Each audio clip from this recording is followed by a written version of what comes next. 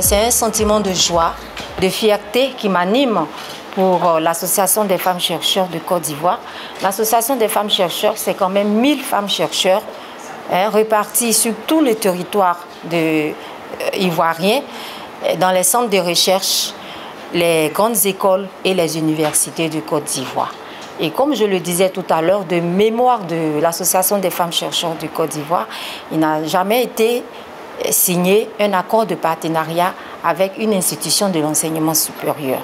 Et donc, l'université virtuelle vient d'ouvrir les portes et nous sommes heureuses parce que nous sommes sûrs qu'avec la médiatisation de cet événement, les autres universités vont suivre parce que des institutions internationales comme la Fondation Schlumberger sont prêtes à accompagner, investir dans les institutions de l'enseignement supérieur qui convergent vers eux, qui soutiennent les femmes.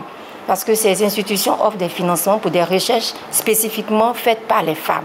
Et ce type de convention va vraiment ouvrir les portes aux deux institutions. Je suis un président très heureux parce que je viens de poser un acte très important avec l'Association des femmes chercheurs de Côte d'Ivoire.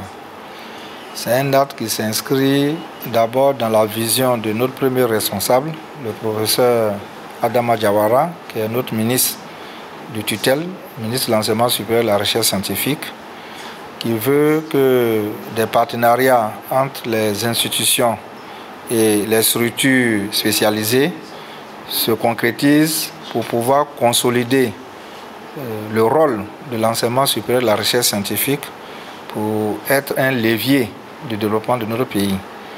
Vous avez vu, Madame la Présidente tout à l'heure a dit que son association, c'est au moins 1000 femmes chercheurs de Côte d'Ivoire. C'est un chiffre très important. Et c'est important que l'Université virtuelle de Côte d'Ivoire, qui est aujourd'hui une université de plein exercice, qui œuvre dans les nouvelles technologies du numérique, puisse conjuguer ses efforts avec l'Association des femmes pour le meilleur de la recherche ivoirienne. Il faut dire aussi que cette signature conforte la politique du genre que nous avons au sein de notre université qui demande de promouvoir la femme mais aussi les personnes vivant avec des handicaps. Donc c'est important que nous puissions trouver en l'AFMC un levier pour encourager nos anciens chercheurs, nos étudiantes. Nous en avons de plus en plus beaucoup. L'Université virtuelle de Côte d'Ivoire est une université qui, par son dispositif technopédagogique, facilite l'accès à un enseignement supérieur de qualité à tous, mais beaucoup plus à un enseignement supérieur de qualité à la jeune fille. Et surtout que nous avons mis en place ici un dispositif aussi qui permet à des bacheliers non scientifiques de devenir scientifiques à travers un dispositif particulier que nous avons mis en place ici, qui permet aujourd'hui d'augmenter sensiblement le nombre de jeunes filles dans la science. Et tous ces éléments sont importants parce que c'est des indicateurs que nous regardons qui sont nécessaires pour l'émergence de notre pays.